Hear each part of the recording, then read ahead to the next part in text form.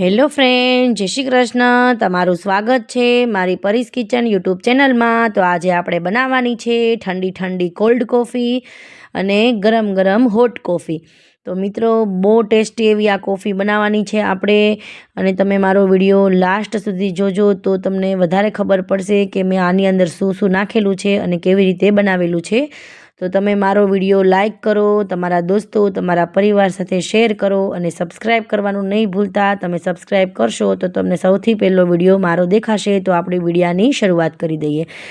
તો મેં એક બાઉલ લીધેલું છે, તેમાં મેં થોડી કોફી નાખેલી છે.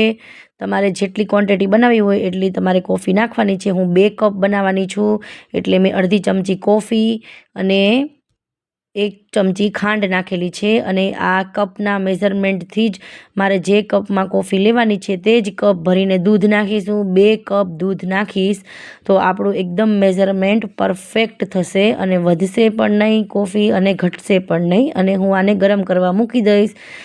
મિત્રો, બહુ ટેસ્ટી એવી આ કોફી બને છે, એકદમ સરસ રીતે. આપણે થોડીવાર ફાસ્ટ ગેસ રાખીશું અને થોડીવાર ધીમો કરી દઈશું મિત્રો. પછી આપણી કોફી એકદમ સરસ રીતે તૈયાર થઈ જશે. ધીરા ગેસે ઉકળે ત્યાં સુધી આપણે કોલ્ડ કોફીને જોઈ લઈએ. તો મેં એક બાઉલ લઈ લીધું છે, તેમાં હું 1 થી 1.5 ચમચી જેટલી હું કોફી નાખી દઈશ, કેમ કે મારે 3 ગ્લાસ બનાવવાના છે. એટલા માટે હું 1.5 કોફી જેટલી કોફી પાવડર લઈ લઈશ. આ કોલ્ડ કોફીમાં કોફી પાવડર થોડો અમથો વધારે નાખીએ તો ટેસ્ટ સારો આવે છે.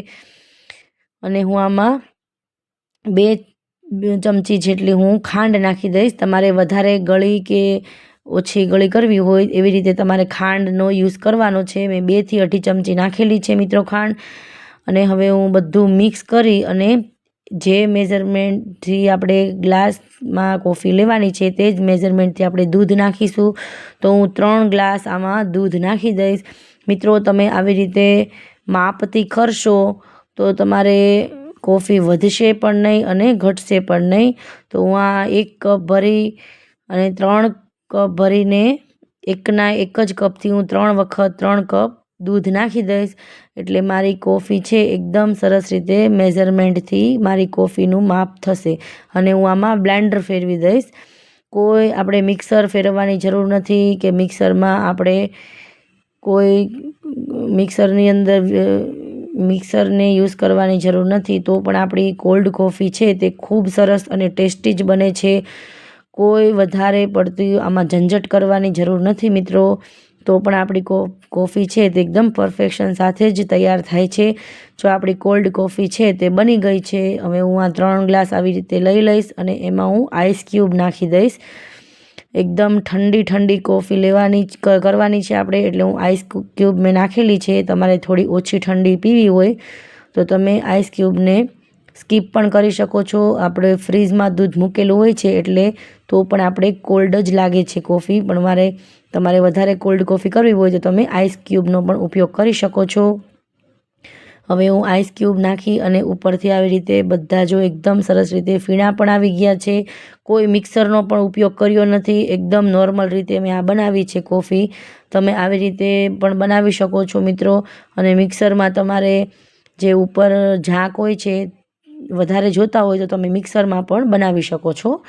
પણ આ કોફી છે જે તે વધારે ટેસ્ટી લાગે છે, ઓછા ઝાંકવાળી, એટલે મેં આવી રીતે બનાવી છે. અને હવે ઉપર આપણે ચોકલેટ સિરપ આવે છે તે નાખી દીધું છે ડેકોરેશન માટે. અને બાળકોને પણ સારું લાગે કે મમ્મીએ મને ચોકલેટ આપી છે, એટલે હું આ કોફી છે તે ચોકલેટને જોઈ અને બાળક છે તે આ કોલ્ડ કોફી પી જશે મિત્રો. અને બહુ ટેસ્ટી એવી લાગે છે આ કોલ્ડ કોફી. તમારા બાળકો દૂધ નથી પીતા તો તમે આવી રીતે થોડીક ઓછી કોફી પાવડર નાખીને પણ તમે કોલ્ડ કોફી બનાવીને આપી શકો છો.